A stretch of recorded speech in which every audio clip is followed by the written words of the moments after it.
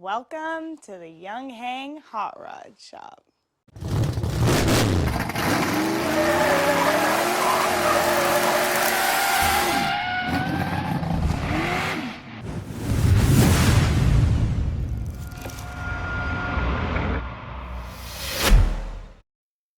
Welcome everyone, and thanks to Stina for that wonderful introduction at the beginning of our video. We're here for the second episode of the Yong Heng Hot Rod Shop. I'm here with my lovely co-star, the lovely Wong Wei. And what we're going to do is we're going to do some repairs on this episode to take care of some of the shipping damage that occurred when this arrived from Amazon. Now understand, this was purchased purposely as damaged, so it's not like I didn't return it because it was broken or anything like that. I'm actually just trying to rehab this because I got a break on the price, and two things that it definitely needs addressed. One is this casting is cracked right here where this block attaches to the chassis, and that gives us a tremendous amount of vibration on this gauge and the block, which ultimately is probably going to lead to fatigue of one of these tubes over time. The other thing that's wrong with it is this capacitor, the motor start capacitor inside was fractured. It actually left a dent in the top case. And I'm not worried about the dent, but I am worried that the body of the capacitor is broken. And I just taped it up when I first got it so I could keep airing up my FX guns to keep testing product. So today, before we start pushing this system and taking measurements and stuff, we're just going to take a moment, take this back apart, do some repair work to it, get her back where she should be, and then we'll jump into some measurements. And one of our viewers had a great idea. He asked me to take a film, which I think I'm going to do a time lapse of the fill process. So we're going to watch all of the gauges on this as the temperatures climb up and the system tries to cool down the water that's used for cooling. He wanted to see how this compressor reacted over time. And I think what I'm also going to do is I'm going to instrument inside the Yong Heng too, because I know some people have commented on forums and stuff that there's heat buildup in there. I don't think you get any more heat buildup running this for an hour than you do for running it 20 minutes. I think it's going to reach stasis, but we'll take some data and see. And maybe they have data that I don't know about, and that's where it's coming from. But anyway, I think there's enough airflow through there, even though the fan on the back of these things is really a joke. It really just makes the air angry. It doesn't really move it very well. So we're going to jump into this, make some repairs, and learn something about the wonderful Yong Heng compressor. Remember, the finest Chinese technology for you. All right, so to remove this pump from this chassis, all we got to do is disconnect the water lines here and here, undo this strap, disconnect the power in the back, and unhook the air line right here at this quick connect. And that's it. This whole unit will literally pull right out, or we can service it on the bench, which is what we're going to do next. Okay, so first we'll get this cover out of the way. Okay, all our screws are out. Put them over here for safekeeping. This cover out of the way. And here's that broken capacitor. And it's not even mounted anymore. So we're going to cut this tie wrap, figure out where we can wire in our new capacitor, and see what happens. Okay, so here's the cap that's cracked. Underneath this tape, this housing is pretty banged up. And this is probably the worst mounting solution you're likely to see in Chinese design. The flanges on this casting only allow that thread to stick through about that far. So all of the stress when you tension this fastener is applied to this plastic bottom of the capacitor, which is absolutely horrible design. So one of the things we're going to do is put some Loctite on this, because we don't have a lot of thread engagement and we can't torque it all that tight. So the only prayer this has of holding is to keep some amount of tension on there with some Loctite. So the replacement cap has spade lugs, so we'll be able to just cut these wires off, splice some spade lugs on there, and electrically we'll be done really quick. So let's get to it.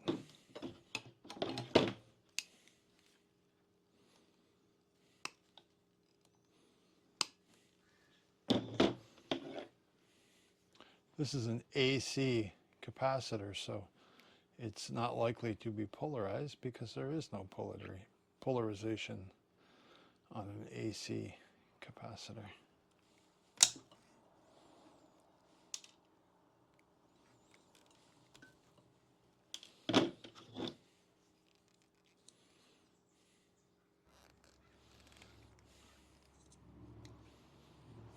Good crimp.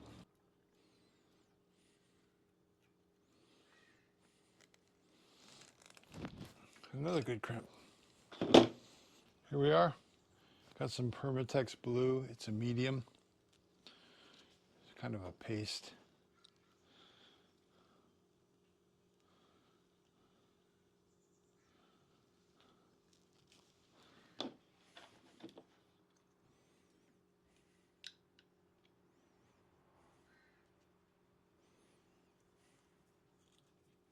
Don't really want to over torque this because this really isn't properly supported. Unfortunately, one of the other things I found when I took this apart is this casting foot on the other side is broken off. This end casting for the motor. I'm going to run it with just the 3 contact points, but that is definitely someday going to need to be replaced. So unfortunately, this whole casting is broken. I thought it was just fractured up here, but it's not. It's completely broken. So I'm going to go completely ghetto on this repair and just try to clean and scuff up this area, and then I'm going to use the tried and true solution that farmers have relied on for a long, long time. We're going to go with JB Weld. I know it's not a good solution, but given the thickness of this casting, I think the JB Weld might actually be stronger. So what we're going to do is we're going to get this all cleaned up and scratched up so that we get a good bond. And we're going to get these parts close to where they need to be. We're going to make a little dam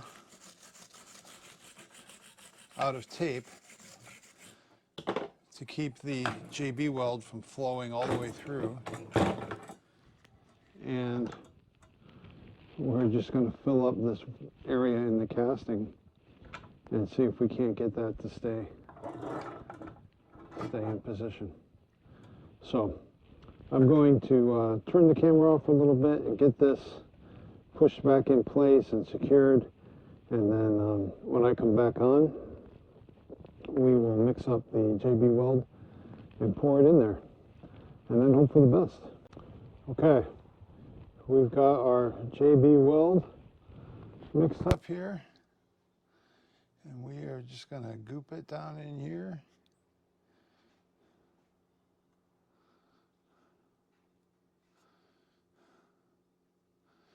Try to get as much surface area as we can. Like I say, the goal here is to build up so much material that it's going to be stronger than that original casting was anyway. It shouldn't be too hard. Also important to span the entire crack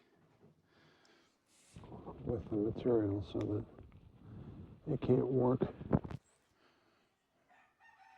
work against the cracked area and try to wiggle loose over time. Well, with a liberal application of some JB weld, we're going to hope that this casting is made a little bit stronger.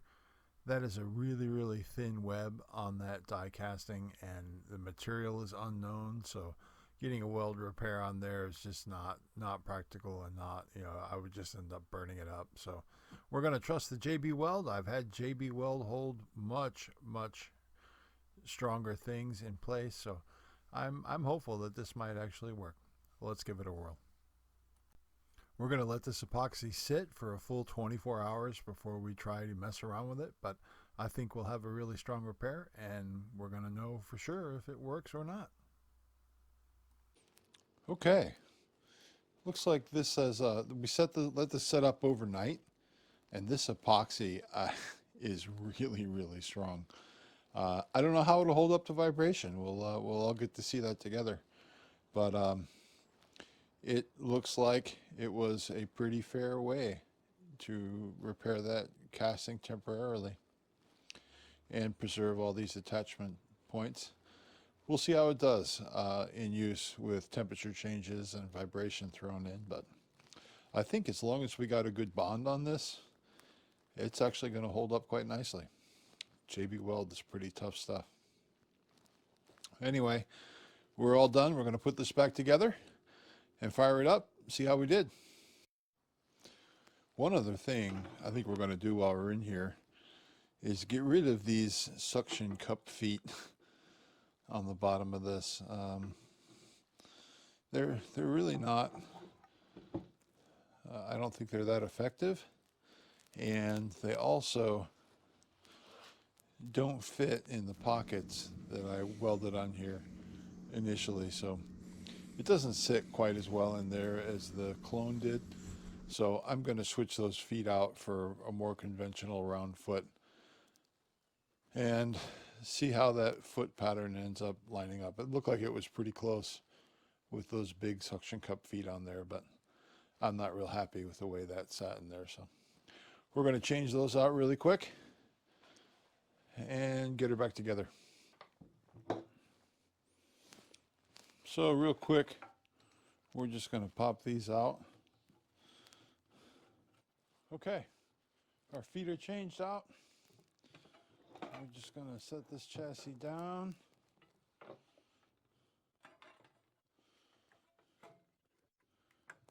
Drop.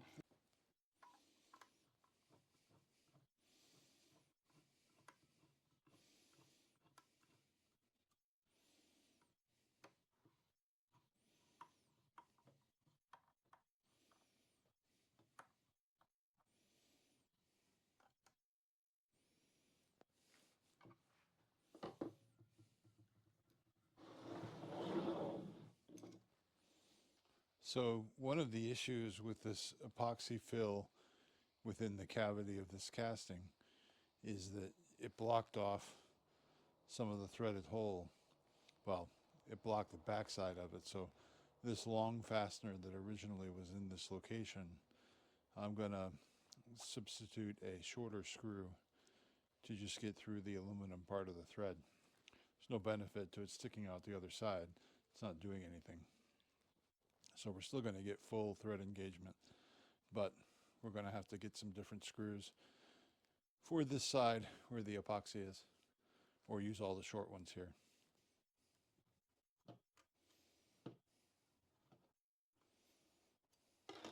Also, we don't have another screw well, we don't have a place to attach another screw in the back here, so we're going to hope those 3 points are enough to last for a little while until I can locate another motor and crankcase casting assembly for this, which is probably going to already blow up whatever I saved on this, but we're in this for now. So we're just going to keep right on forging ahead. Okay, the last screw.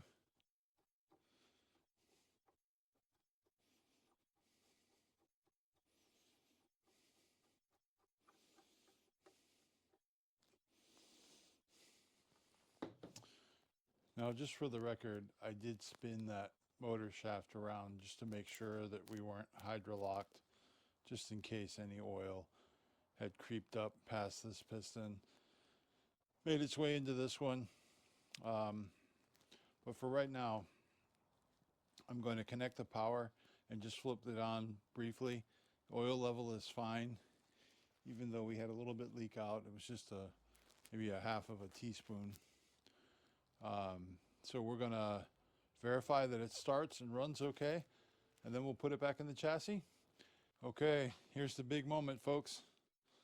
See if this girl works.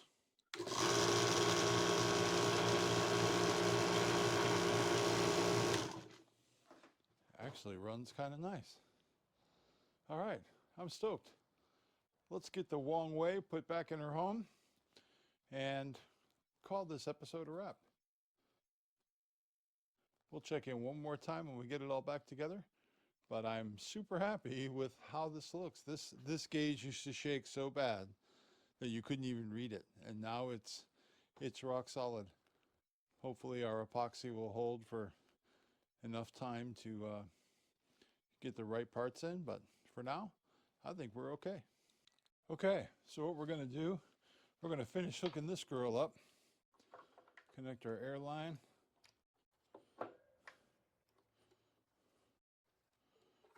get our elastic strap secure, and hook up our water.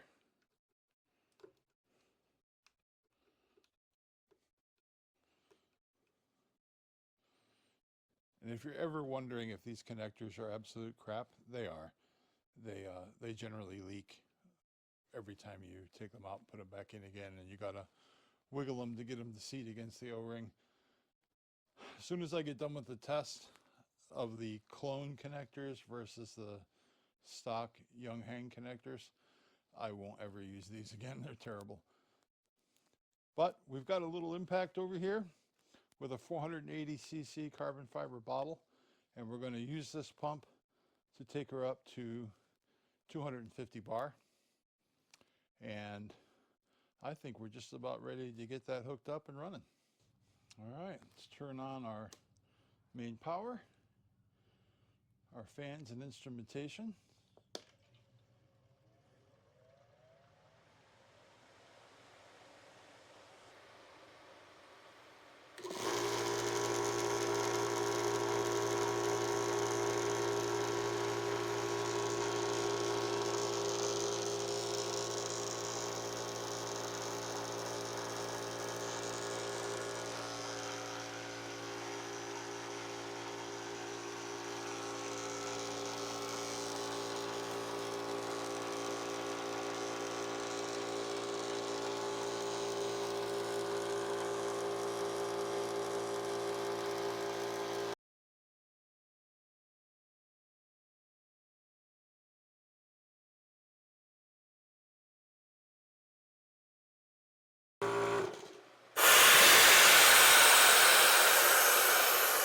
And that's it. Pretty successful fill of that gun. I love the fact this gauge now you can actually read. That's pretty cool. So the gauge on the Wong Wei is actually usable now, and that shaking and fatigue on those pipes is definitely not as violent as it was. So I think we had a pretty good episode. What do you think? Let me know in the comments below. And believe me, the traffic in the comments and those likes, they matter. They definitely drive the algorithm crazy and get us more exposure to bring the message of the Yong Heng Hot Rod Shop to you. So with that, I will leave you until our next episode, which is going to be a tank fill with time lapse on these gauges and also the water flow, which I don't have plugged in right now. But we'll get all that data, and I'm probably gonna go back inside here and put a temperature probe on the top of that motor, just so that we have that for future reference. And I want to thank you all for joining us, and we hope you have a fantastic day. And remember, be a light in the darkness. And this show is brought to you by Target Forge. Give us some love and let us know all is well. Bye-bye.